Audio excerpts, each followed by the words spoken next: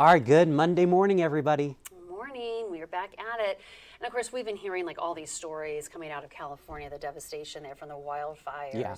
And it's just so sad. But there are some, those miracle stories that you hear about. One is about this owner. He was looking for his dog Oreo and went back to his home and found the dog.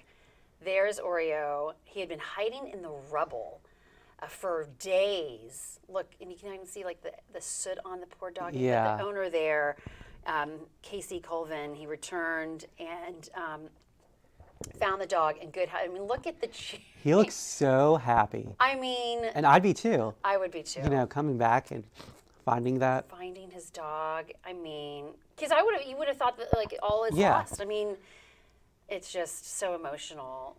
And look at that doggy. And it's incredible to see how these dogs survive disasters like this, especially like after hurricanes and tornadoes. Yes.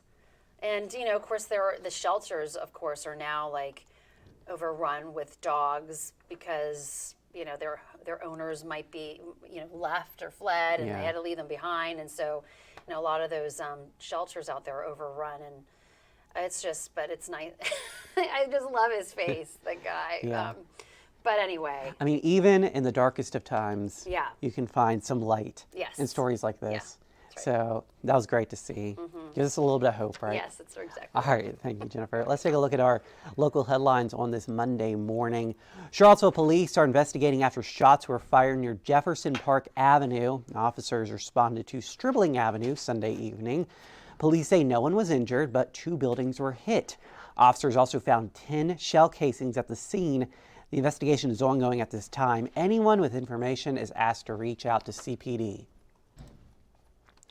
Speaking of CPD, Charlottesville Chief of Police Michael Kochis is opening the door for community feedback through his annual town hall. The event will take place Tuesday afternoon tomorrow at 5:30 at the Carver Rec Center. Chief Kochis says all are welcome, and this is just one of the ways he looks to connect with and hear from the community. And all are welcome to request a town hall at their home if they cannot make it tomorrow afternoon.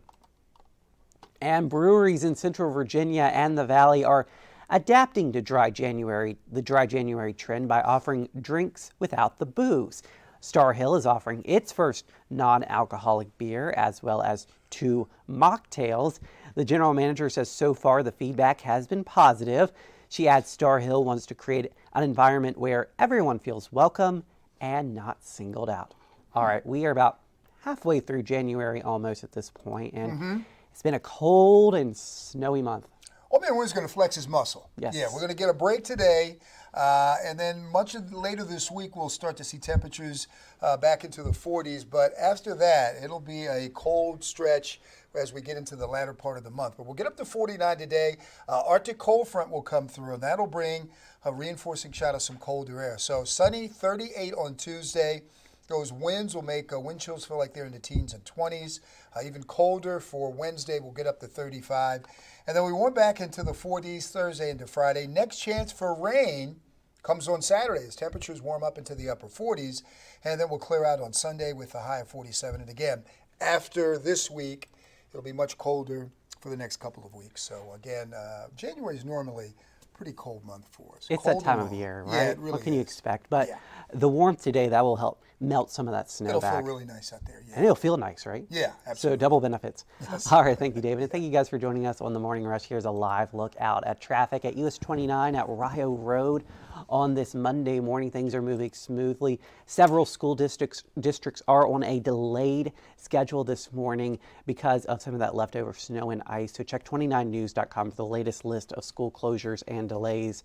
We'll see you again on 29 News at noon. Until then, have a great Monday.